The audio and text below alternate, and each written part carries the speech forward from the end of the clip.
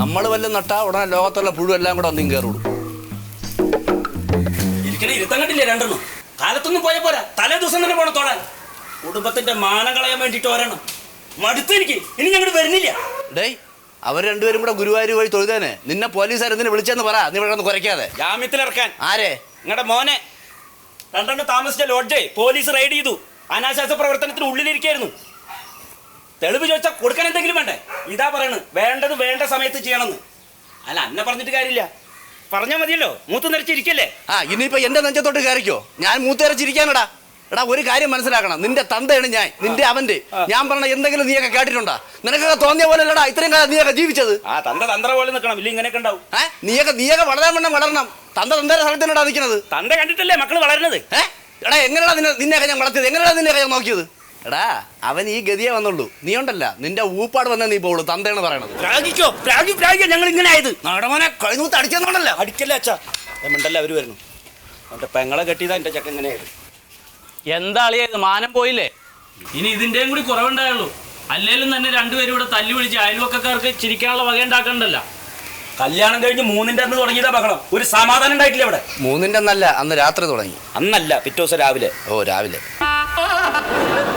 2 വർഷമായിട്ട് പൊരുത്തപ്പെട്ട് പോകാൻ പറ്റാത്ത സ്ഥിതിക്കേ നീ ബന്ധം അങ്ങോട്ട് വേർപെടുത്തിയേര്. എന്നിട്ട് എൻ്റെ വീട്ടിൽ വന്ന് നിൽക്ക്, ഞാൻ നോക്കിക്കോളാം നിന്നെ. പരിജാത, നീ എന്താടേ പറയണത്? ഇടയ്ക്കിടയ്ക്ക് നീ ഇതുപോലെ ഇവിടെ വരുമ്പോൾ പറയാറുണ്ടല്ലോ, അങ്ങ് വാ നോക്കിക്കോളാന്ന്. അങ്ങനെയാണെങ്കിൽ പിന്നെ നിന്റെ സൗകര്യം എന്തിനും ഇവിടെ കെട്ടിച്ചു വിട്ടത്? നിന്റെ വീട്ടിൽ പൂട്ടി കെട്ടാൻ പോരായിരുന്നു? അത് നമ്മുടെ അച്ഛൻ്റെ കുഴപ്പമാണ്. കെട്ടിച്ചു വിടുന്ന കുടുംബത്തിനെ കുറിച്ച് ഒന്ന് അന്വേഷിക്കണമായിരുന്നേ. അതെങ്ങനെയാണ്? നമ്മുടെ പെങ്ങൾ അവൻ്റെ ചിരി കണ്ടപ്പോൾ വീണു പോയല്ല. അവൻ ചിരിച്ചാൽ വേറെ കാര്യമുണ്ട്. നിങ്ങളുടെ കുടുംബത്തിന്റെ കഥ കേട്ട് ചിരിച്ചത്. പരിജാത, നീ അധികം വർത്താനം പറയല്ലേ. ഈ കുടുംബത്തിന്റെ കാര്യം ഞങ്ങൾ നോക്കിക്കോളാം. നീ എന്തെങ്കിലും എടുത്ത വഴിക്ക് വെറുതെ ഡൈവോഴ്സ് എന്നൊക്കെ തോന്നിയാസം പറയാ. എന്ത് തോന്നിയാസം പറഞ്ഞത്? ഇപ്പൊ ഞങ്ങൾ പറഞ്ഞു പോയാ തോന്നിയാസം. അയ്യോ മോളെ, നീ അടങ്ങി തറയുന്നില്ലേ? നിന്റെ നാക്ക് വെളിയിൽ എടുക്കല്ലേ. ഇത് നിന്റെ വീടല്ല. ആട്ടുകാരെ വിളിച്ചു കൂടല്ലേ, ഉണ്ടായില്ല അവിടെ. കാരണവരെ എൻ്റെ അച്ഛനെ എന്തെങ്കിലും പറഞ്ഞോ? അവളൊരു അക്ഷരം പറഞ്ഞു പോരുത്. നിന്റെ തന്തെ തന്നെയാണ്. തന്തനെ പറഞ്ഞപ്പോ അവക്ക് പിടിച്ചില്ല. അതെ, ബഹളം വെക്കല്ലേ, നാട്ടുകാരറിയും. ഇനി എന്തറിയാനാണ്? നാട്ടുകാർ മൊത്തം അറിഞ്ഞില്ലേ? മോളോട്ടെ ഒന്ന് വായിച്ചു കൊടുക്ക്. ഞാൻ വായിക്കാം. ഈ കൂതറ ഫാമിലി ഒന്ന് കേക്കട്ടെ. ഫാമിലി എന്റെ അനാശാസ്യത്തിന് അറസ്റ്റിൽ. ഗുരുവായൂർ ക്ഷേത്രത്തിനടുത്തുള്ള ലോഡ്ജിൽ പോലീസ് ഇന്നലെ നടത്തിയ മിന്നൽ റെയ്ഡിൽ ദമ്പതികളെന്ന വ്യാജേന മുറിയെടുത്ത് താമസിച്ച യുവാക്കൾ അറസ്റ്റിൽ.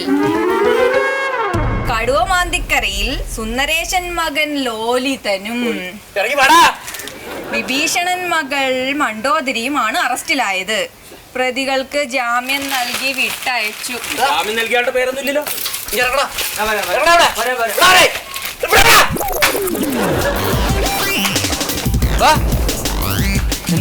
സമാധാനായല്ലോ.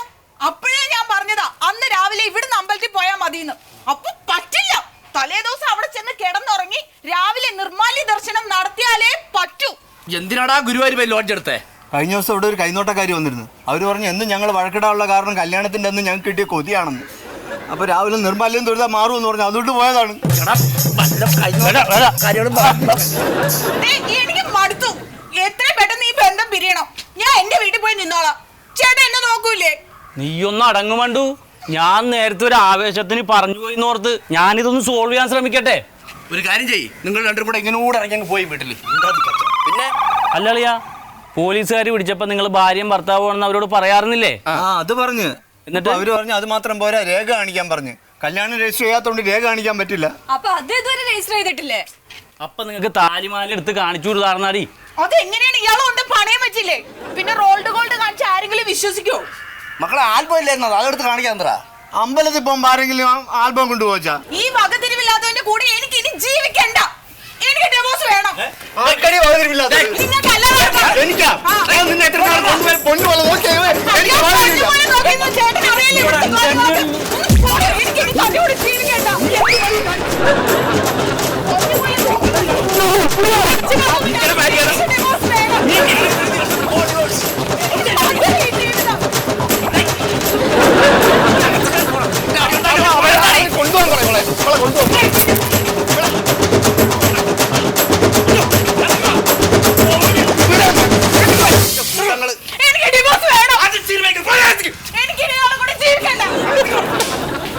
അവളെ ഇങ്ങോട്ട് ഇറക്കി വിടും.